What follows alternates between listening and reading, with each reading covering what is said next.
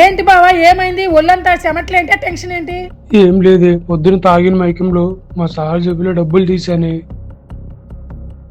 తీసేటప్పుడు అక్కడ ఎవరైనా చూసారేమో. అందులో సీసీ కెమెరా కోడ్ ఉంది అక్కడ. అందులో పడ్డానేమో అని భయం వేస్తుంది.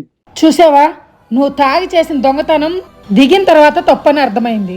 పైగా సీసీ కెమెరా చూసిందేమో, మనుషులు చూసారేమో అని భయపడుతున్నావు. సీసీ కెమెరాలకి మనుషులకో కాదు బావా భయపడాల్సింది, ఆ దేవుడికి. సీసీ కెమెరాలు మనుషులు చూసినా చూడకపోయినా దేవుడు ఒక కంట కనిపెడుతూనే ఉంటాడు ప్రతి మనిషి చేసే పనిని.